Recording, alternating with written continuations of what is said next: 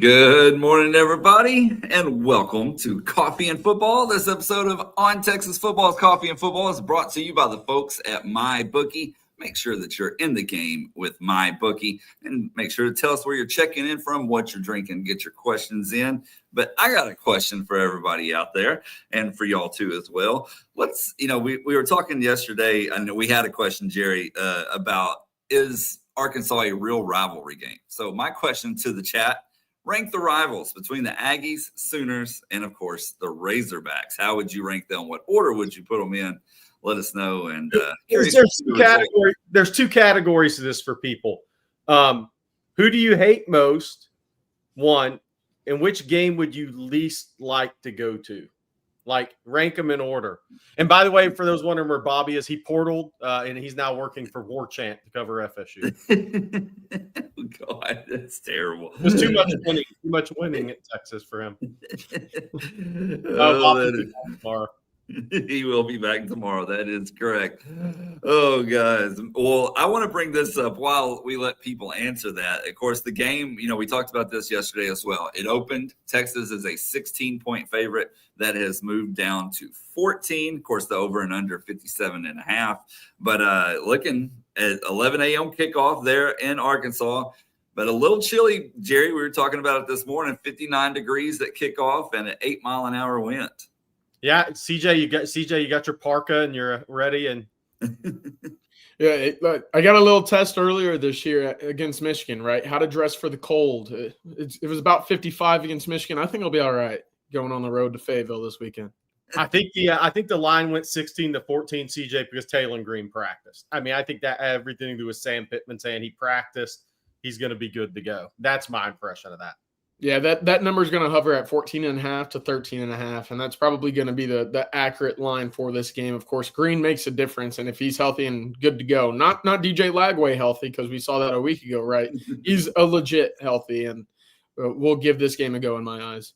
Yeah, and Sam Pittman also spoke a little bit. I watched his press conference yesterday, guys, and it was interesting. He was like more confident that Taylen Green would play than Jaquindon Jackson, just based on his comments. But with the caveat that I do expect Jaquindon Jackson to give it a go as well. But it made you kind of question how close to 100% Jaquindon Jackson was, even after the off week, because the question was more kind of about how big of a game this is. A former Texas signee from Duncanville, and Sam Pittman wasn't as committal on his health as he was Taylen Green's, but he does expect him to play. So something there. And then Jalen Braxton, DB from the DFW area, who's been out for them, is a potential to play Saturday as well. He just said he's really just banged up. The other thing Sam Pittman said, guys, was that the defensive backs are pretty much up for competition at 3 spots this week, which I'm guessing if you give up 515 passing yards in a game, that would be the case. But he was like, look, your second team guys watch the film. And he said, you got to open it up to competition, because those guys say, hey, why can't I compete to play after a game like that? And so he's opened that thing up for competition at defensive back. Will they make any changes? Who knows? But that was a kind of my big takeaways from Sam Pittman's press conference yesterday was Taylen Green going to play. They are confident in Malachi Singleton if he has to play, obviously. Jaquindon Jackson likely to play. And then that secondary, they realize they have some issues there, and they've opened it up for competition. So we'll see if they make any moves headed into game day. And it looks like the general consensus, guys, OU, A&M, Arkansas. Of course, there's been a few variations of that, like this. So CJ has a 20-something that hasn't really lived through the rivalries other than OU. Where would you rank them? But see, that's what's interesting is 49-something, 20-somethings. We kind of have different. CJ hadn't lived through the A&M Texas yet. Yeah, no, I haven't at an age where I can enjoy it, right? It was around when I was younger, but OU's clearly number one. Playing them every year, normally for a high-stakes game, that means something. You've played them every single year since conference realignment first began. A&M, too, because you see it on Twitter. You live with it on your neighborhood streets. That's there.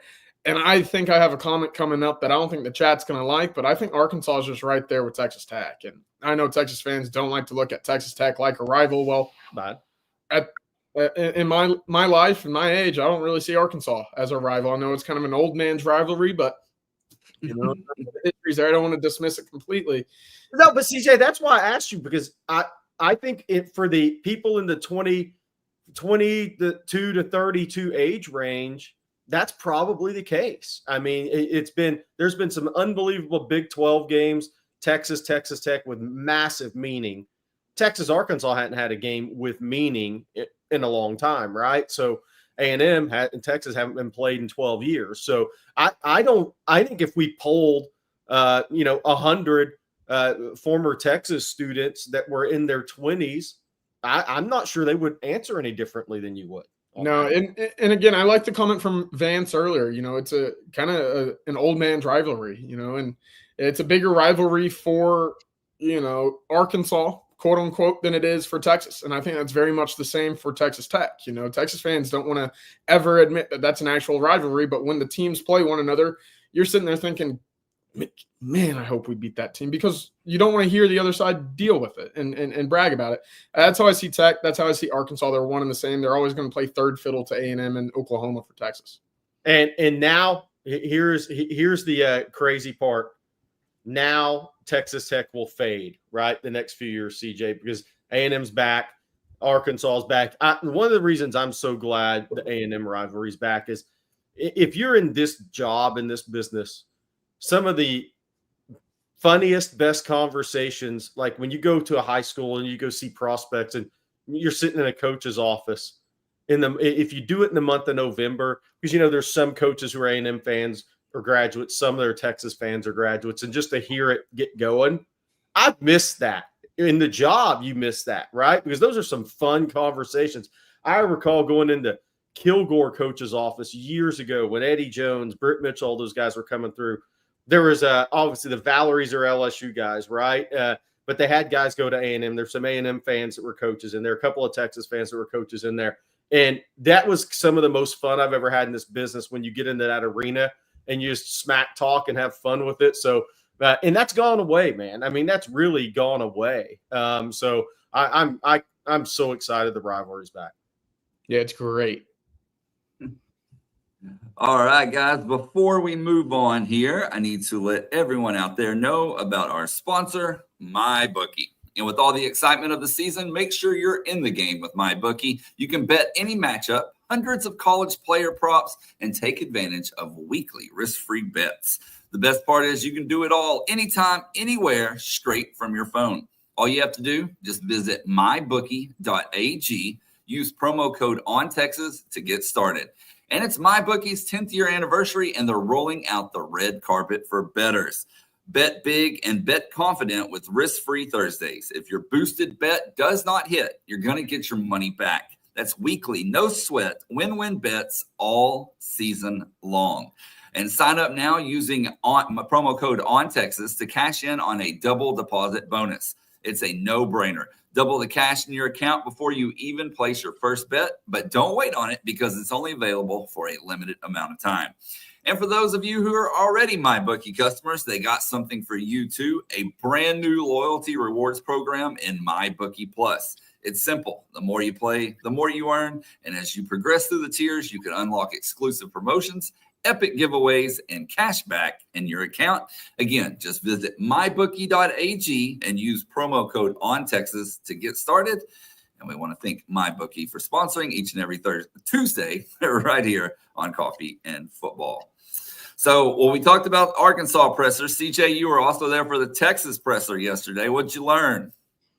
Well, Sark was in a pretty good mood, and I think that helps when you almost drop a 50 bomb on one of the SEC's more notable, programs. And to come in, you win by 32. You sit back. You were relatively healthy, and on Cam Williams, he said he was fine. He got to go back in the game. He practiced Monday, so that's a good note there. But get to prepare for a big game and get some revenge opportunity for Steve Sarkisian coming into this weekend.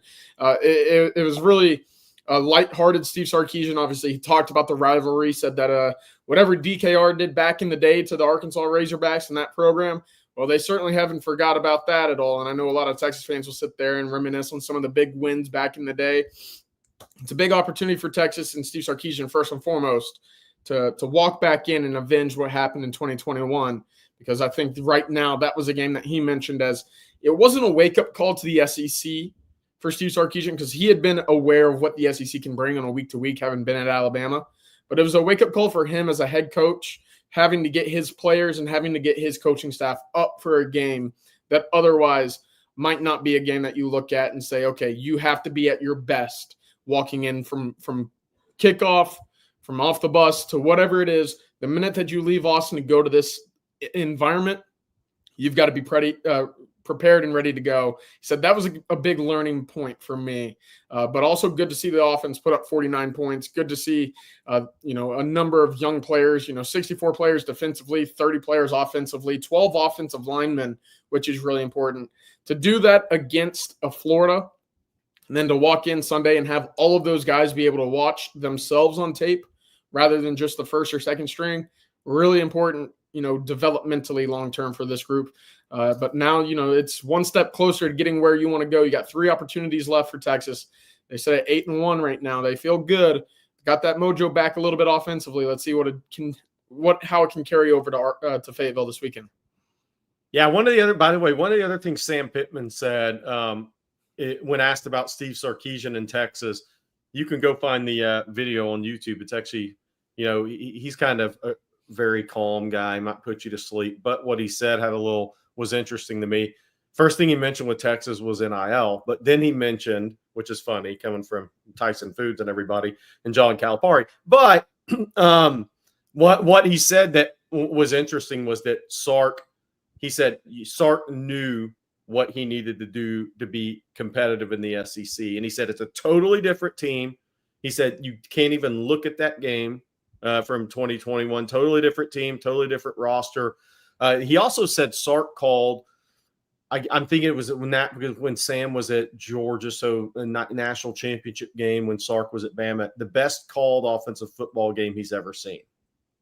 And I was pretty taken aback by that comment by Sam Pittman. I mean, that was a real true compliment, and talked about how great of a play caller Steve Sarkisian is, game planner, play caller. But he said 2021 doesn't matter. Totally different Texas team, totally different roster, not even the same. And somebody specifically asked Pittman about Texas scheme. And that's when he gave credit to Sark and as a play caller and talked about that. He said, the reason that game and this game don't matter, he said you can't even talk about the two together. In his own words, he meant what he was saying was Texas has so much more speed, size up front, but speed to go with it. He said you can't even look at the 21 game and draw any reference from that because Texas roster's totally changed and that team's totally changed. Yeah, of that, there were 11 players for Texas that played in that game in 2021. 9 of them are now starters. So you're going to have at least some veteran presence, some experience of guys who walked into Fayetteville, walked out of Fayetteville with their heads a little lower, and they'll know exactly what that feeling was like and how that kind of will translate to this year as well.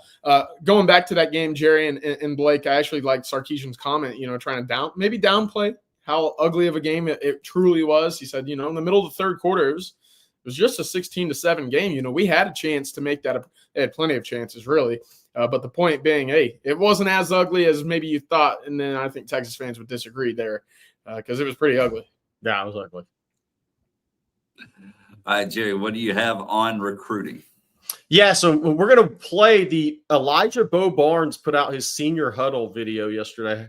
And this is extremely impressive linebacker tape, guys. Versatility, hard-hitting, reactive, quick, really good hands. Where's number 0? There, they line him up off the edge. They put him at middle backer. Elijah Barnes, one of the jumbo athletes that Texas recruited in this class, I think is going to be a tremendous football player. So while we watch that, I'll talk about a little bit about recruiting.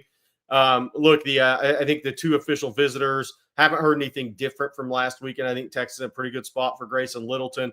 They're right there in the fight with Miami for Kellen Wiley, the linebacker. Of course, he's scheduled to be at Miami on November 23rd.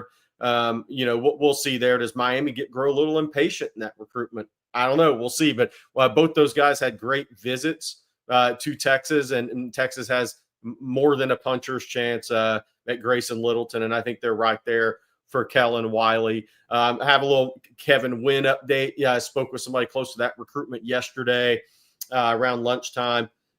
Texas is still working on a potential November 23rd visit, but nothing's been locked in.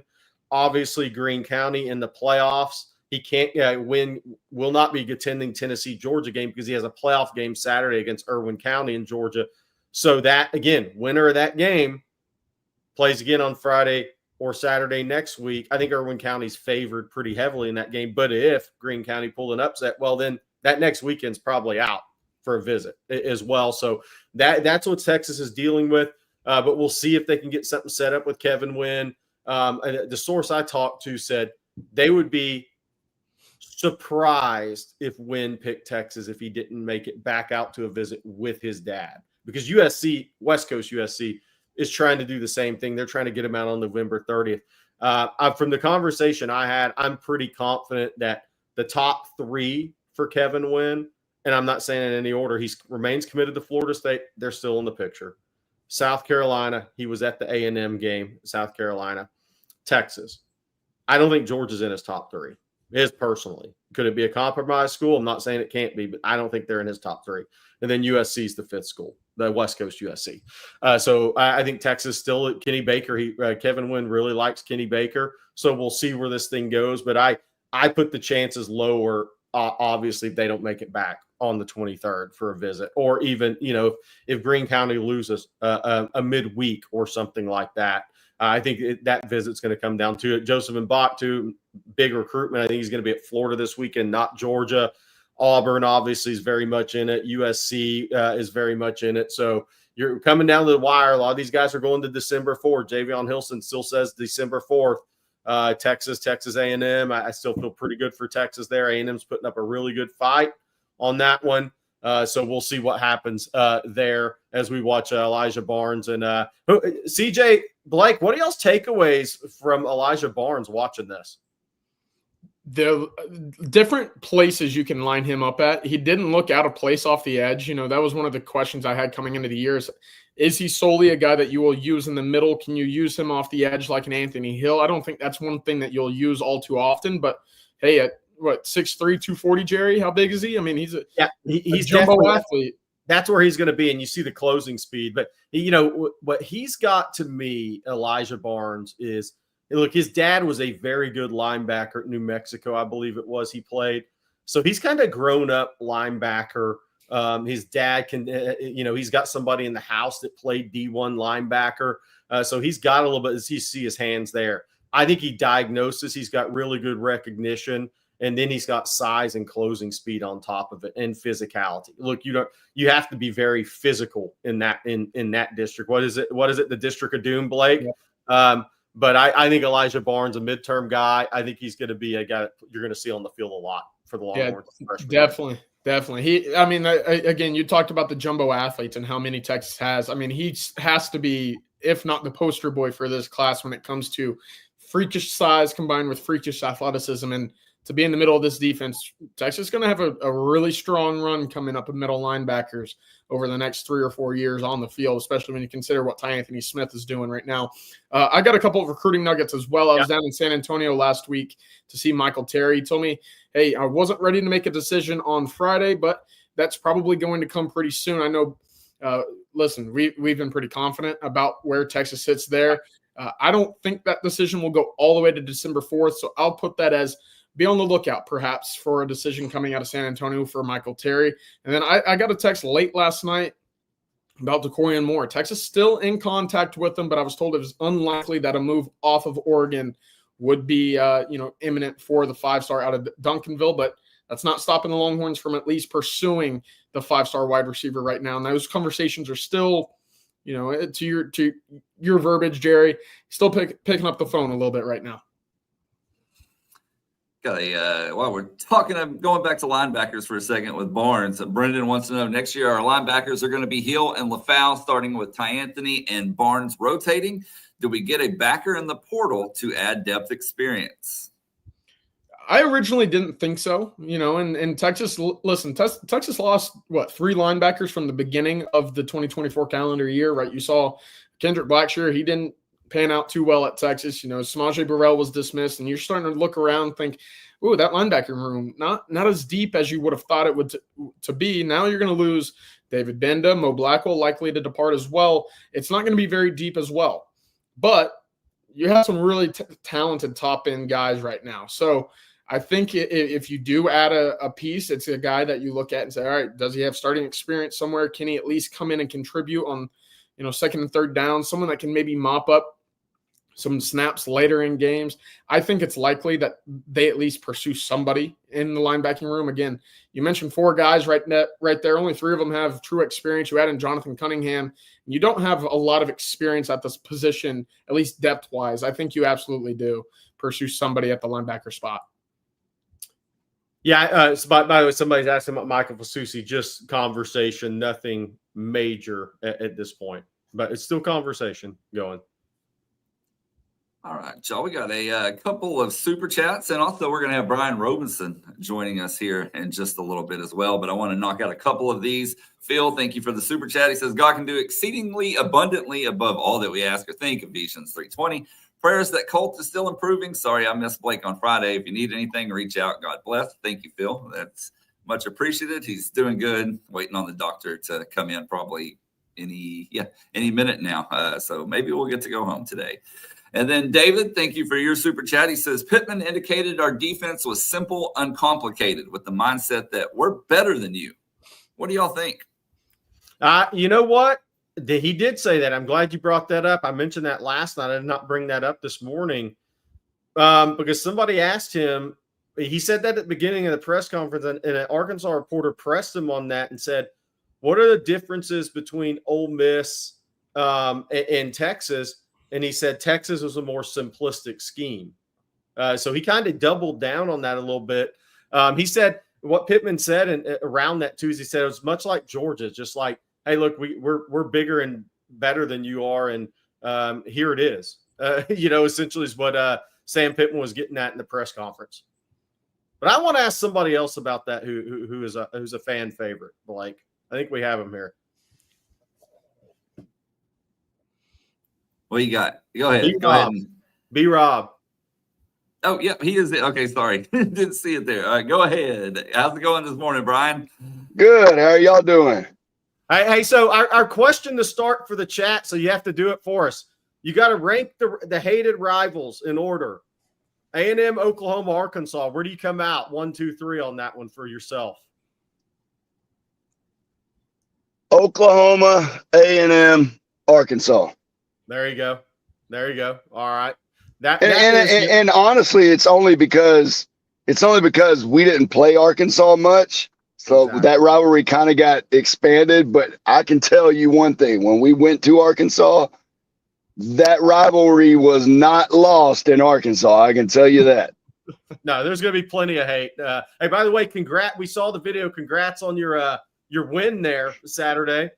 That was right. Last second win. Yeah, big time win, man. We were down 12-0 at half, and the boys fought back, and we took the lead with 17 seconds to go in the game. So it was a hard fought game. We knew it was going to be, and proud of them kids, man. Hey, so you've been in this. Obviously, y'all were undefeated, but the year before you had one loss as well when you went to the Rose Bowl. But so you've been in this position a couple of times with a team that has everything to play for in front of them, headed in the last 3 games of the season. That mindset, where a team is at right now, thinking back to where you were on those Texas teams, where do you think that mindset is right now? And more importantly than that, what's most important for this team from your perspective headed in those last 3 games? Yeah, I think a couple things here, man. Like you got to realize that you're starting to get down to the end of the season, and every game is more critical than the last because there's going to be it's going to carry a lot more weight, moving forward. You lose this late in the season, people see that and they think that you're not running on all cylinders, and you may not be a top 12 playoff team. Things like that will be fresh on their minds. So that's one thing. The other thing is, man, you just got to go out and play football. You got to handle it one game at a time, and you got to understand there's uncontrollables that you can't control. The only thing you can control is every time you step on the field, you put your best foot forward, you go, you win a ball game, and leave the rest of it up to them. So you got to go out there and you kind of take it one game, one play, one practice at a time, and you just try to show everybody else who you're about or what you're about. Brian, I want to go back about a week, right? Sarkisian on Monday spoke about, maybe there was some pressing. Don't go out and do too much if you're the Texas offensive line. And for a team looking to get its mojo back, I think that they found its rhythm, right? 49 points against a Florida team. I know that they had some injury issues, but hey, 49 points is 49 points. How do you then carry that over into a pretty tough environment to play against an emotional opponent? What's that mindset in practice? Is it just, hey, don't make this too much larger of a game than it needs to be? Or is there a little bit extra that goes into carrying over some momentum from a good performance the week before? Yeah, I mean, I think the promising thing in all this is, right, we said they had a bye week, and it probably came at a good time where they can make some adjustments, be critical of themselves. And you saw that it helped them. They came out and they got back to the Texas offense that we saw, before the Georgia game, or even if you look at it, somewhat in the second half of the Georgia game. So I think for these guys, it came at the perfect time. And I think they got to realize now, like, this is who we are. And we just need to go out and be who we are, because who we are is good enough to win football games and is good enough to compete for a national championship. And if you understand that, you don't try to press, you don't try to do anything extra. It's just being who you are and understanding that it's about us, not them. Hey, B-Rob, I want to ask you about Barron Sorrell, because we've talked about Colin Simmons and all his talent, right? We've talked about Trey Moore coming in. I want to ask you about Barron Sorrell, how you've seen his growth as a player and as a guy that played in the league for over a decade. What do you think his future is as an NFL prospect? Yeah, man, it's funny because I was actually talking to my dad about him the other day when we were watching a little bit of the Florida game, and I said, Barron's got an opportunity to be a really great player. I'm not saying he's not a great player already, but he's got an opportunity. Like, I don't think he is polished. I don't think he is finished, right? I think he's got a lot of things to still learn, and I think that's a good thing, because when you're going into your senior year and you're playing like he is, and you still have things to learn, that's a great thing, because the growth is still there. You still have an opportunity to get even better, right? It's different when your ceiling is there or your potential is tapped out. You are who you are, right? But I don't think we've seen the Barron Sorrell that he can be. And I think if he just keeps up his work ethic, he keeps up, trying to soak up anything that he can learn, he's just going to continue to get better and better. You just see sometimes every once in a while, you'll see a play that's a little out of his character, right? One that always came up to me was in his early years, the Alabama game, when he dips inside and there was no reason to dip inside. The ball gets outside, and I think it was I think it might have been Jahmyr Gibbs or one of the running backs there. He hits the sideline. I think it was like 80-yard touchdown. So you don't see that as much out of him. Like, every once in a while there's a mistake or whatever. We're all going to make mistakes, right? But I think for the most part, you've seen some of those mistakes get cut down tremendously. And I think that's part of understanding the game. And it's also understanding the system. They've gotten comfortable with it. But I think Barron Sorrell's got a bright future in the NFL. He's got the size, he's got the speed, he's got the intangibles. It's just going to be if he can keep that growth mindset going and keep learning. Hey, Brian, I got a quick question about the running back, or I guess the quarterback run. Texas will be challenged this weekend with Taylon Green. It's a big part of his game. They've played pretty well under PK against running quarterbacks. You look at Jalen Milroe, Jason Bean, Michael Hawkins to an extent. But what's the challenge with a really good running attack with Jaquindon Jackson, Braylon Russell, to then also be aware of what's to come with the quarterback run? Does it change anything that it's on the road? Does it change anything that this is a big, important game where you might see a little bit more put on, quote unquote, the best player's shoulders at all? Or do you just go in knowing your fundamentals and try to play as sound as possible in this game on the road? I think the deal with the quarterback run is understanding that you have to play smart. It kind of goes back to the old work smarter, not harder type deal, right? So, it's not a lot of times it's not anything physical that you have to do different in order to contain these running quarterbacks. It's you have to understand where your rush lanes are, where your job, where your gap is that you're supposed to be. And if you're able to do that, then you make it difficult on the quarterback, because now the quarterback has to make all the decision making, right? It also helps when you got a guy like Anthony Hill back there that can do the multitude of things that he can do. Even Trey Moore, a lot of things Trey Moore has done in recent weeks. I go back to the Vanderbilt game. Trey Moore was all over the field. His stat line may not show up as it, but he was all over the field doing a multitude of different things. That makes it really hard on quarterbacks because they can't key in on just one guy or two guys. If they're doing multitude of different things, you don't know where they're going to be. You don't know if they're going to be spying you, if they're going to be rushing you, if they're going to be, sitting back in coverage. You can't account for those guys. So I think for me, it becomes more mental than it does physical. Good stuff. Hey, B-Rob, we had a question in a live stream last night that I wanted to get your thoughts on. The question was, what makes the Texas defense in 2024 better than the Texas defense in 2023? From your perspective, what have you seen? Man, I think it's a couple things. So I think one is you see a defensive backfield that is playing together. That's number one. I don't think you got any guys that are out there kind of doing their own thing, that are trying to rob picks, that are they are playing the defense that is called. And the other thing, man, they just fly around, and they've done this for years, but it just seems like there's a little bit of extra speed. There's a little bit extra oomph trying to get to the football and things like that.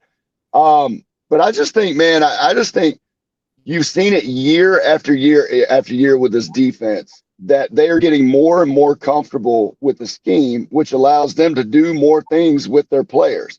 And understanding the players, understanding the scheme, when those two collide, it makes for a beautiful thing. I've seen it year after year. When you've got players that don't necessarily understand the scheme, you get a player in this year, he's out next year, and then you get a new one in.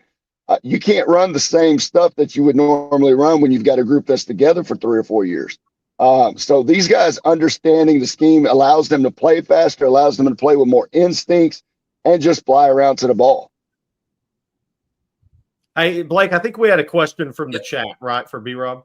We do. And Brian, Marco wants to know, what was the toughest Big 12 road atmosphere that you experienced as a player? Oh, man, honestly, for me, it was probably Oklahoma State. You got those fans that are right on top of you. They got them paddles that you just want to take it out of their hand and spank them with it. But they're right on top of you, and they're heckling you the whole game. I don't know if any of you guys have been to Oklahoma State, but there is no room between the sideline and where the stands start. Like, if you run out of bounds, you're going to either hit the wall or you're going to hit benches. Like, there's no ifs, ands, or buts about it. So they're right on top of you. And for some reason, man, just Oklahoma State always played us tough regardless when we were there. So I would say Oklahoma State probably, to me, was the toughest atmosphere. Now that you've played at all the levels, right? And you've had a career in football now that you're retired from football, do you think, what the hell were they thinking when they built that stadium? Like, from a safety standpoint for players, like, it's got to be. I mean, can you imagine? I can imagine you chasing a quarterback running full speed, and the wall's sitting there 8 feet from where you run out of bounds. I mean, that's like almost a health risk. Yeah, well, it's the Oklahoma State Cowboys. They probably built it for rodeo and then found themselves playing football. Good point. They built it like a basketball arena. Yeah. I got one more for you. Sark said, a week ago, it's all about coming out, finding the mojo. Defensively, that mojo hasn't disappeared. Offensively, now that you've seen that complimentary football, is that the best version of Texas on Saturday that we've seen this season, or do you still think that there's another gear that they can kind of unlock moving forward? Man, I think anytime you get your mojo going, there's opportunities to be better. I still don't think we've seen a perfect game out of them. I mean, I think that was pretty dang close. I mean, when you really look at it, I mean, I think that's hitting on our cylinders. My thing is this, man, like, if you're not getting better, you're getting worse, right? There's no stagnant situation in football. So for me, I think when you look at this, like that has to become the new standard. And then it becomes, okay, well, how do we top that? How do we top that? And you keep that going, because now is the time where you really need to make sure you're hitting on all cylinders going into the end of the season. Because, I mean, you got to think about it. You got a road game against Arkansas coming up, which is a rivalry game. You know, you're going to play Kentucky. You got a rivalry game on the road against A&M, okay? You have a possible SEC championship, which you know isn't going to be a cakewalk. And then you got to turn around, you got to start the playoffs. If there's ever a time where you need to make sure that your offense, defense, and special teams is playing complementary football with each other and at top notch, it's now. Like it's now or never, because you lose any one of these 3 games down this stretch, it could kill your hopes at a national championship.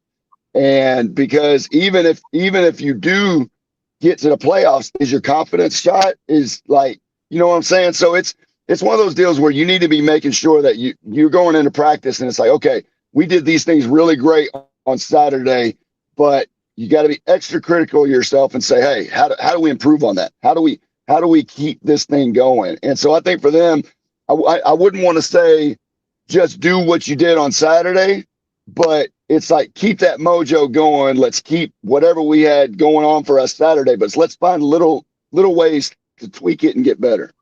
Yeah. All right, B-Rob, thanks as always for joining us this week, and congrats to your team, by the way, on the win Saturday. And we'll talk to you again this weekend after the Arkansas game. Yes, sir. We'll see y'all. All right, man. Hook up. Thanks, Brian.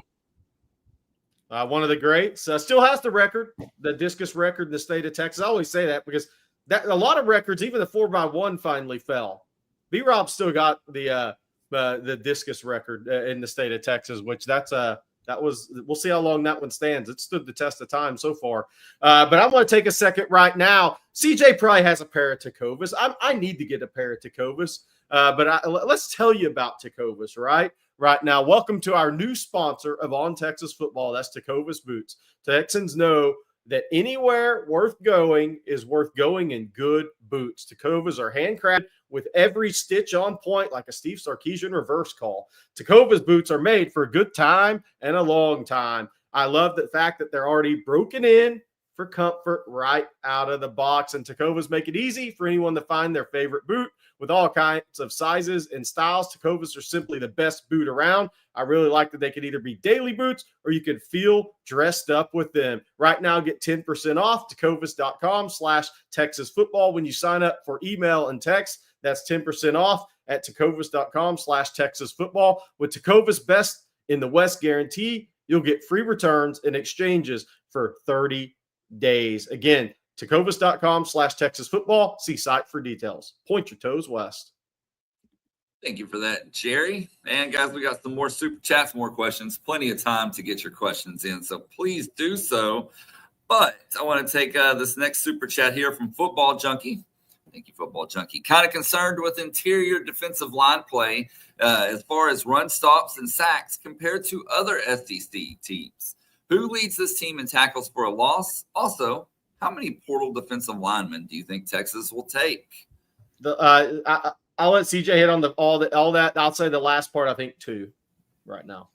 Yeah, and of course, coming into the year, you knew that this interior defensive front, that run defense, would not be up to par of what we saw a year ago. That just was the case, right? Devondre Sweat, Byron Murphy, that was the best duo in the entire country for defensive linemen. Best Texas has probably seen in 20 years? I'll go out on a limb and say. But we knew that coming into the year, the strength of this team was going to be its secondary and its edge rushers, right? You know, the communication, we've seen that on display this year. If teams want to run the football the way that Florida did in the second half, down 35, be my guest. And if that's the approach that teams are finding success with, they're not going to be able to keep up with a Texas offense whenever they're clicking the way that they did on Saturday. So again, if that's the weakness that you see, and you're seeing that these linebackers are not out of position, you're seeing that these safeties are running down to fill and help in run containment as well, that's fine. These 6 to 7 yard runs are not going to kill you if the offense is moving the ball the way that they are. Now, that will come back to hurt you if Texas goes out and offensively plays the way that they did against Georgia. But right now, I think you live with the way that this run defense is playing at the moment. It's not terrible, right? Texas is still finding tackles for loss. They're still stuffing at the line of scrimmage, but it's those leaky runs that have kind of added up over the last couple of weeks or so far this season, right? Florida had 200 yards rushing between their two running backs alone. But the give and take here is if you're down 35 and you still want to run against this Texas defense, be my guest. Yeah. And then go ahead, Jerry. Yeah. No, go hello, ahead. UT boy. See you in there. Go ahead, Blake. All right. I looked out the window over here and saw my wife getting on a colt, making him walk laps around the circle. So I started laughing. He didn't look happy. All right. Any given Saturday, thank you for your super chat. Can Jonte Cook transfer inside the SEC? Could. Yeah, that could happen. It'll be interesting to see where he ends up. We'll see what the market is there. There you go. I think a lot of the schools being thrown out now aren't realistic, by the way. I'll say that. And speaking of things that we're waiting to see on, guys, the college football playoff rankings come out tonight. What are we expecting? Yeah, can you? I forgot to ask you. Could you bring up last week's, because there's going to be a lot of movement if you can find that. But CJ, I think we both think Texas is going to be 3, right? I mean, that's what I'm thinking. They're going to be 3. Obviously, now the favorite to win the SEC within that ranking. So probably means you're going to be. What's interesting though, you may be the 2 seed overall in the bracket because Ohio State, even if they're ranked ahead of you in the college football playoff ranking, they're not going to be seated ahead of you if they're not a conference champion. Yeah, I was thinking the same thing. You're going to be 3 overall, but you're going to be ranked 2, which means that number 3 seed is all the more interesting. You know, likely, was it SMU now? Is that the way that we're looking at out of the ACC, or is it still Miami? Whatever, that team would be the one that Texas would line up with in the semifinal should they be able to, get by their bye week. But, man, it's going to be a lot of movement, Jerry. And to your point, I mean, who knows what that ACC team will look like whenever it comes down to it. Well, here's the thing. BYU will be ahead of SMU because they smoked SMU in Dallas, right? So BYU is probably going to be the bracket number 3 team. Ooh. With whoever they pick in the ACC, SMU 4, which that's just wild. That's why college football is the best it's ever been right now. So legitimately, it's probably going to look like Oregon 1, Texas 2, BYU 3, SMU 4. I mean, better's paradise before the season if you went out on a limb, right? But that's where I think we're going to be sitting. Now, that may not be the ranking itself because obviously I think Indiana will be ahead of BYU. You kind of see it there. What does Alabama do with 2 losses? Do they start to jump some of these teams that even have 1 loss ahead or 0 losses ahead of them? That's going to be interesting. I mean, look, we all we would all think Alabama would beat Penn State if they played in the game tomorrow, right? But Penn State has 1 loss and Alabama has the 2.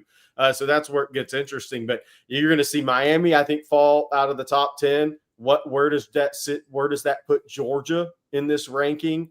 What is that? Is Georgia ahead of A&M? Probably off schedule strength. But it'll be interesting to see what they do. But for the bracket itself, I expect it to be Oregon 1, Texas 2, BYU 3, and SMU 4, which is wild. But look, and I'll say this. Stephen Houston says an SMU ACC title game would be must-watch offense TV. Absolutely. And I will say I don't think the winner of that game the loser of that game will make the playoff. I think that's got to be a winner make the playoff game. Unless the one thing that can throw the wrench into all this college football playoff talk is if USC were to rise up and upset Notre Dame the last week of the season. Notre Dame with 2 losses will not get in because they lost to Northern Illinois. Notre Dame has to win out. Yeah. If Notre Dame gets upset here in one of the last 3 games, I don't think it's going to be Army. Maybe you overlook Virginia. I think they had their overlook game, and they're going to be too much on the line for them. But at USC, can USC rise up, make enough plays against them to knock them out? We'll see. But Notre Dame kind of holds the keys to me for that extra SEC team getting in, or the possibility of, even though Notre Dame plays ACC or not ACC, a second ACC or potentially Big 12 team getting in the right scenario, where a Colorado beats BYU in the Big 12 championship game, but Notre Dame already has a loss and they're out. Could BYU get in at 12-1 if they win out? Maybe. But Notre Dame kind of holds the cards for all those people needing that second team from their conference, or the SEC getting the extra team in. Now, Jerry, I heard you say the words there, strength of schedule.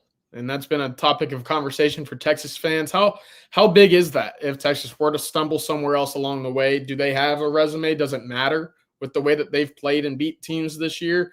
And when it comes all down to it, is there a way that 5 SEC teams still get in, or is that number at 3 to 4 moving forward?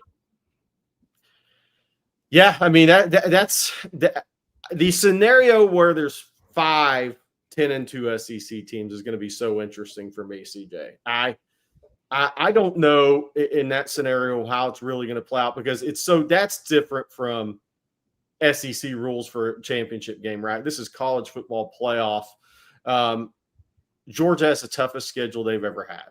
If they beat Tennessee this weekend and go 10-2, it's hard to see them with that schedule not getting in, being Georgia. Does a Tennessee, if they lose to Georgia, even though they have a couple of good wins early in the season, at 10-2, does Georgia get in over them? There's so many things. And what happens? What happens? Alabama and I think Ole Miss are going to win out. So I think both those teams are going to be 10-2, and Alabama's going to have the most ranked wins of anybody. So I think they're a lock. Ole Miss is good. People are going to be saying is playing great football at the end of the year. So they're going to have the win over Georgia, the blowout win over Arkansas. They'll probably smoke up Florida and Mississippi State, and they're going to finish 10-2. And that's at Florida. They're going to score a lot of points. I mean, you saw what Texas did. Ole Miss is going to do the same thing. They're going to score a lot of points against Florida with all those injuries Florida has at corner. So I think Ole Miss and Bama, I mean, anybody can be upset. I just don't see it. I think those two are in. So what happens if there's 5 at 10-2? It's going to get really interesting. What happens if there's 6? And by the way, Lee Chadwell said Ole Miss is going to be scary in the playoffs. I actually really agree with this. They are easily the best pass rushing team in the country. I was just looking at these sack numbers, sack averages this year. They're averaging 4.8 sacks a game. There isn't another Power 4 team averaging over 4. I mean, 4.8 sacks a game. They averaged 2.6 last year a game. That's a monster improvement, and that's a monster number when you consider the second highest Power 4 team is North Carolina. Then you get to South Carolina, Pittsburgh. The next SEC team is LSU at 3.5 sacks a game. I mean, their pass rush is real on that team. And they did an unbelievable job in the portal on defensive line. They went absolutely all in on defense in the portal and offensive line, and you're seeing the returns. I guess we got a super chat here from Leandrew25. It says, kind of off topic, but it was nice seeing CJ Baxter and Christian Clark on the sideline this weekend. Just curious as to how their recovery is going. I haven't really heard much on Christian Clark, CJ, but I've heard Cedric Baxter's doing well. I mean, right on schedule, ahead of schedule, whatever you want to say, but he's doing well. They both have long recoveries. Neither one will be there for the practicing in the spring. It'll be a more late summer situation for those guys. Yeah, Baxter's been on the bike. He's been doing some walking. Obviously, you saw him on the sideline without any crutches, which is a good sign. Now it's just about getting that strength back. And as we know, that recovery time is a long way away. So I agree, though. It was really nice to see both of them back on the sideline. I don't know if they certainly haven't been traveling. They haven't been absent from the team, but, to be there, to be visible, great sign all the way around. And I'm sure it helps, Jarrett Gibson to be able to walk up and ask around, to see other familiar faces in that running back room with them on the sideline certainly goes a long way. And then we have one from Antonio, and he asked, do you think that Michael Taft has played his way into being a legit draft pick? Mookie is a straight baller. Hook 'em. That's a great question, because he's going to ace every single interview, conversations, everything on the outside of football. He's going to do very well in that, and there's a lot of times where, folks already liken him to a coach on the field. He's going to come into the NFL with that level of mindset and that level of play. What are his measurables and what are his testing numbers going to be? That's kind of the big question. Unfortunately for him, that's going to be what is looked at probably more so than the tape, and for him specifically, I think that's going to go a long way for him. Does he have the straight line speed? Does he have the quickness? Because listen, he's played very well. He's played great football the last 2 years for Texas. And I think, if that NFL isn't there for him this year, Texas would certainly take him back with wide open arms, I would say.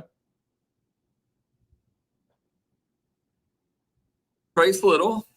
Thank you, Trace. And he says, we've talked about players leaving, but what about potential coaches? It's a great question. Look, I think G5, it's different when you're get offered a G5 head coaching job versus pre-portal. I think it's brutal. Those jobs are brutally tough. Now, I'm not saying you can't have success. Barry Odom is really good football coach. Obviously, Boise's always going to be a successful G5 school because they're set up for it with their recruiting geography in California there. And they've always done a really good job evaluating. They can dip into Texas. But by and large, those are really difficult jobs. And so, people have asked like Kyle Flood. And Kyle Flood's been a head coach at Rutgers. I mean, I do think if Boston College had offered him a job last year, it would have been tough for him to turn it down. Obviously, they went with Bill O'Brien. So if something like that where you're from your home, you're up and from the Jersey, New York area.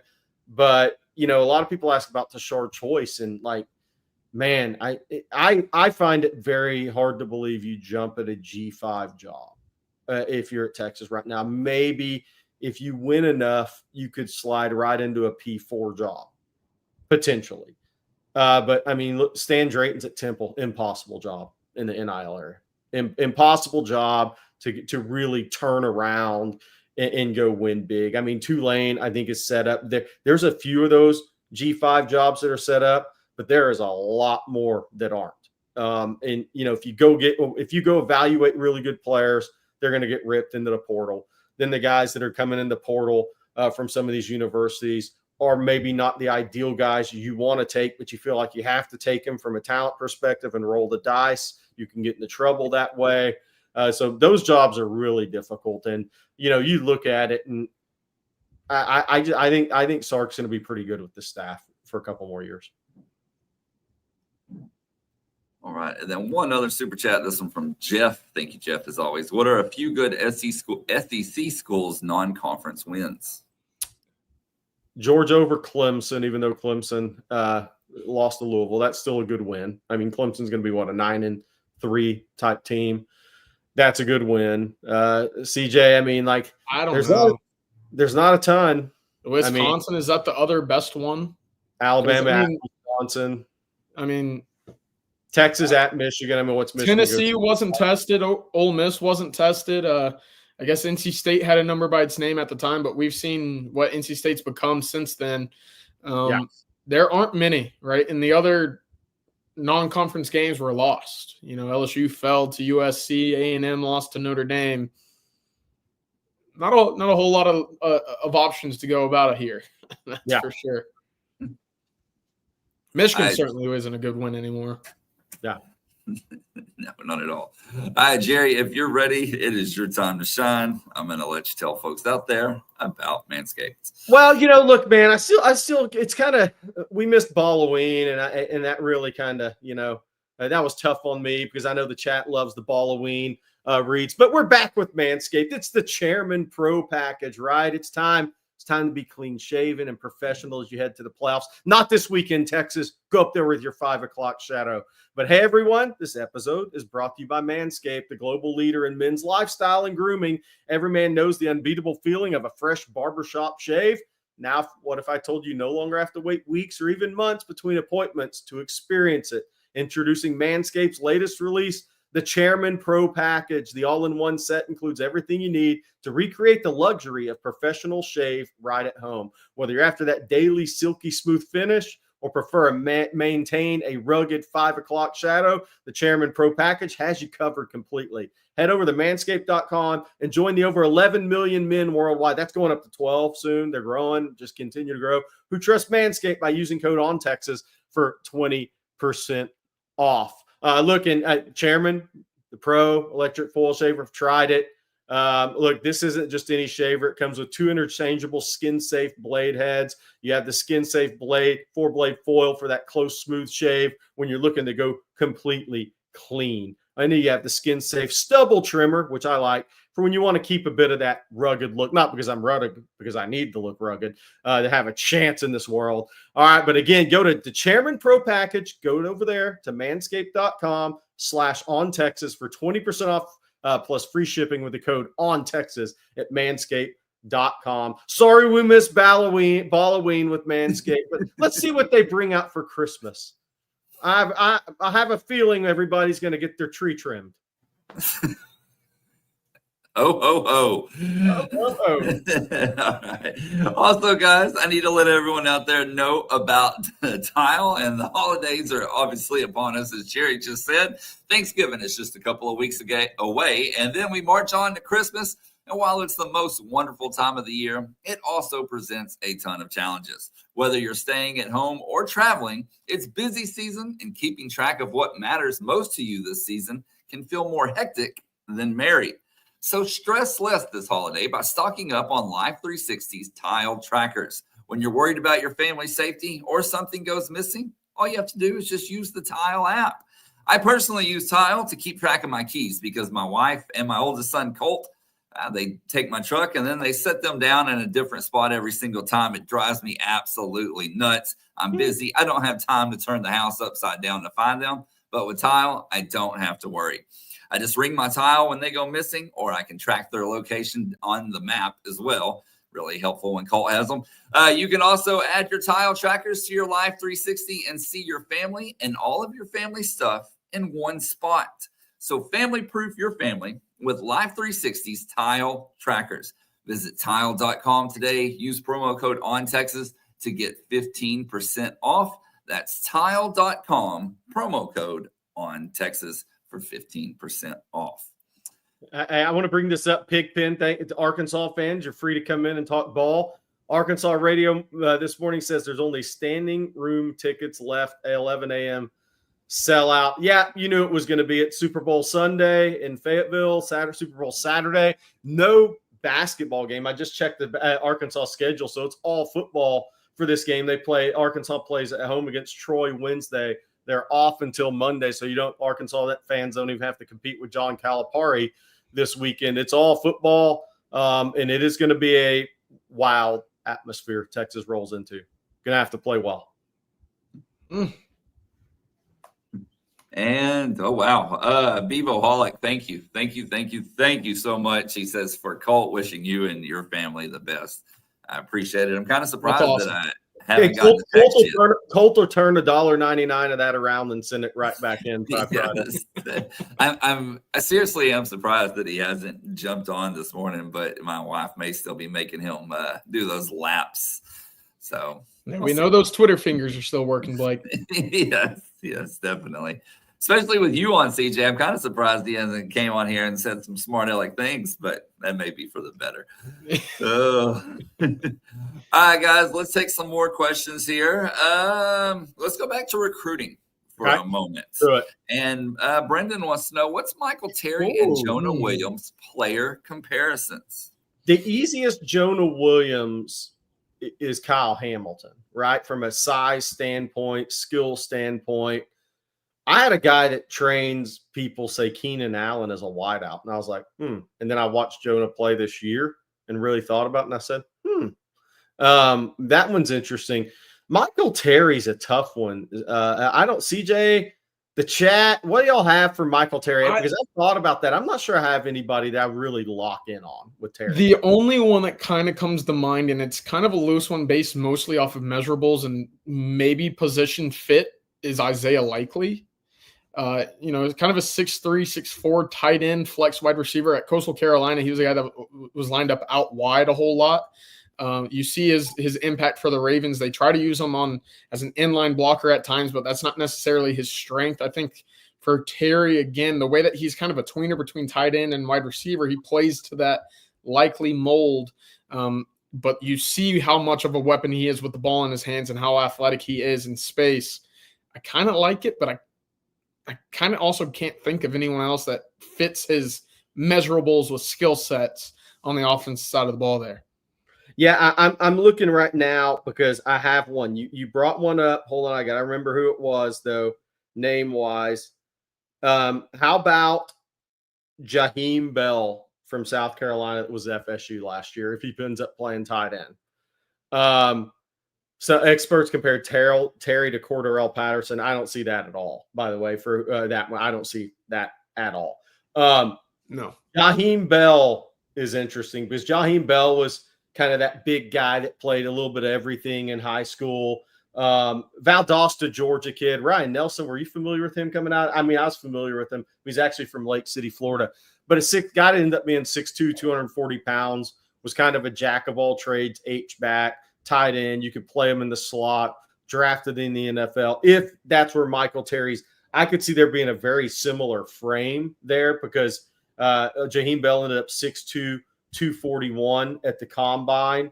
Ran 4.6 flat at 241, 10-inch hands, 35 vertical, 10.4 broad, 33-inch arm length. I think Michael Terry's got a little bit more straight line speed at the same age than Jaheim Bell, but that might not be a bad comparison for him long term if he ends up in that 235, 240 range, as I kind of expect with his frame. Forgot I was muted there for a second. All right. Chant Bailey says, try Terry at running back just due to questions and uncertainty at the running back position next year. This has actually been asked a few times today. Look, I mean, I definitely I wouldn't rule that out.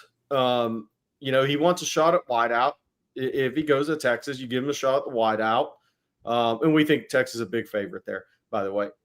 But as a big back, I mean, I look, he could be a Swiss Army knife player. I don't think there's any doubt about that.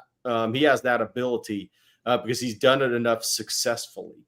But I would not rule that him getting a look out at that if he signs with Texas. I wouldn't rule that out at all, actually.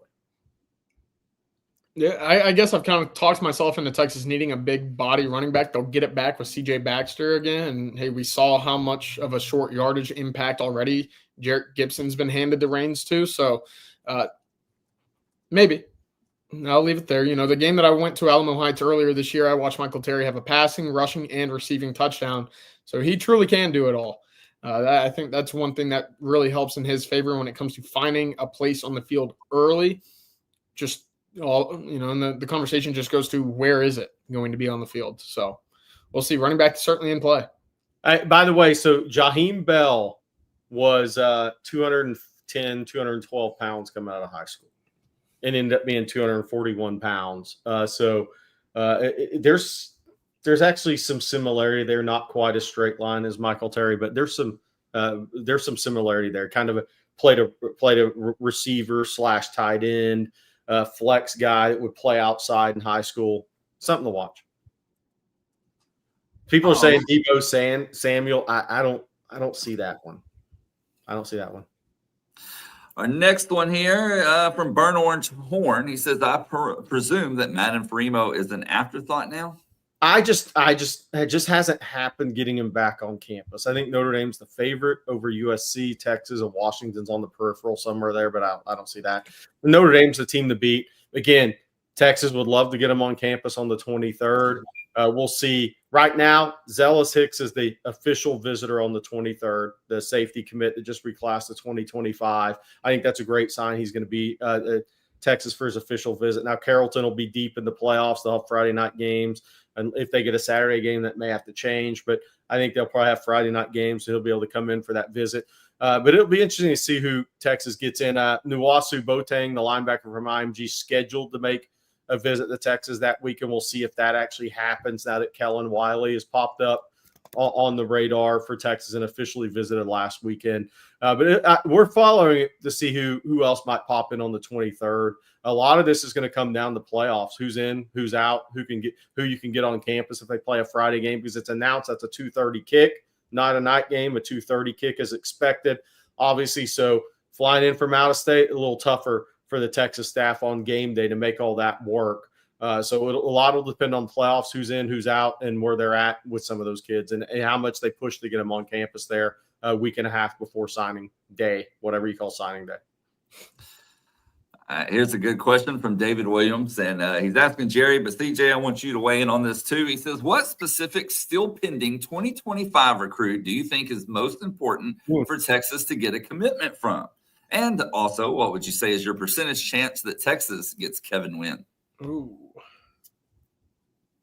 Look, percentage Texas gets Kevin Wynn 20, 25 right now, just based on my conversation with somebody close to that recruitment yesterday.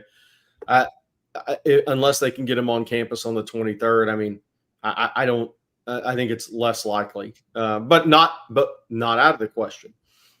Most important guy left is interesting. So Lance Jackson's a stud, no doubt.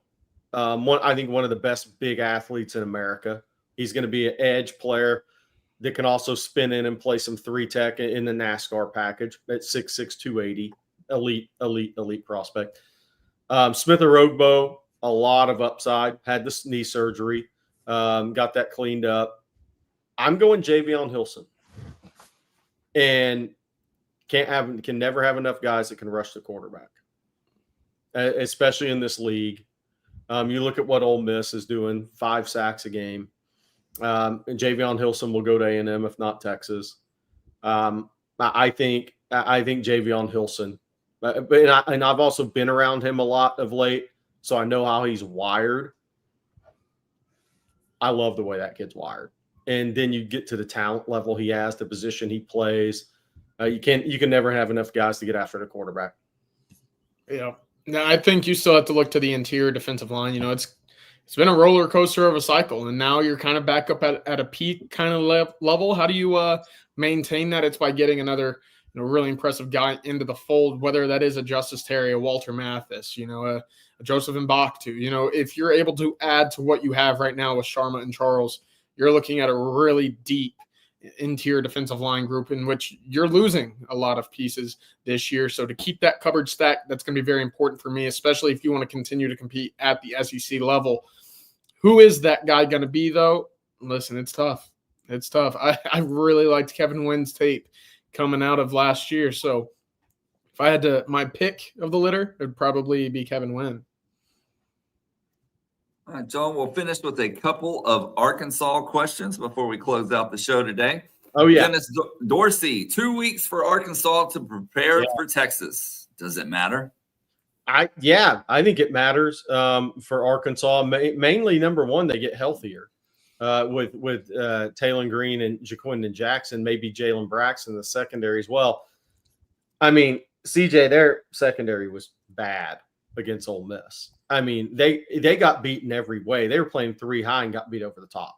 Now, what's interesting to me about Arkansas, Texas, or Ole Miss, Texas offensively, Ole Miss against the 3 high, they were hitting deep shots outside the numbers with Jackson Dart and Watkins. I think he had 4 touchdowns. And then they were ripping tight end, the backup tight end, who's a good player, over the middle. He had 9 for 99 and 2 touchdowns. I bet 88 of those yards came on over the middle plays. So it'll be interesting to see the difference in how Texas attacks the Arkansas defense versus Ole Miss. Dart throws it really well along the sidelines deep.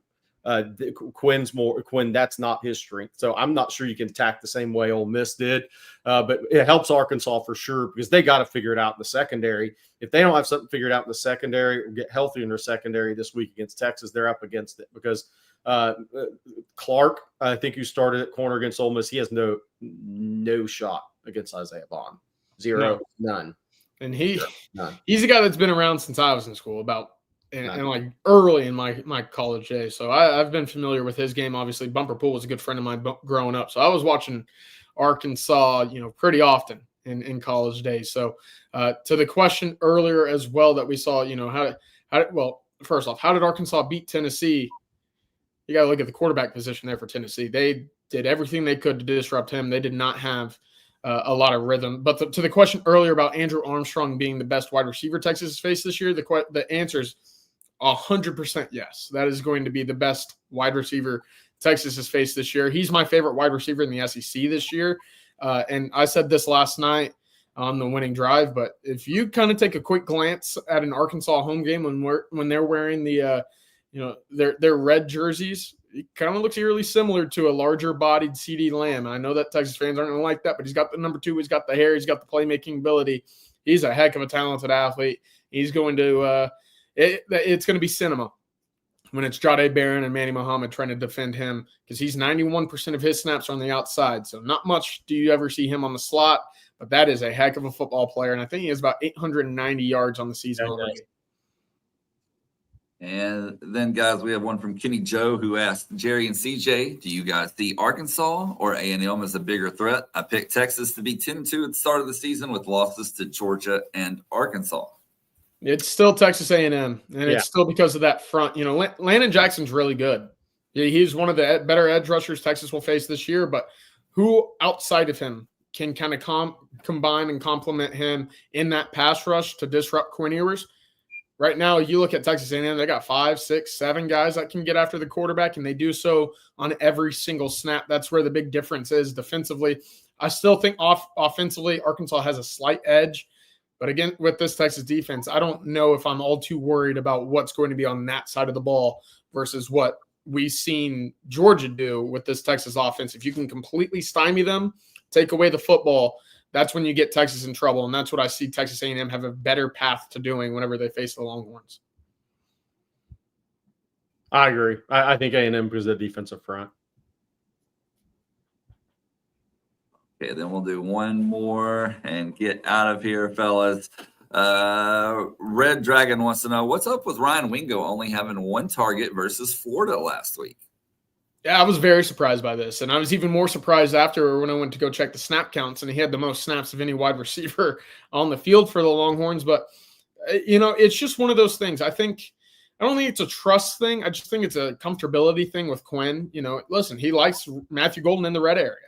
He likes Isaiah Bond around midfield. And that's just kind of one of those things that with this, the way that Quinn's been trying to find his mojo back, it's with the guys that he knows are, you know, kind of experienced and have big plays under their belts already. Not to say Ryan Wingo can't or won't have that, but there's been a level of consistency that we've seen in the red area with both of those wide receivers previously.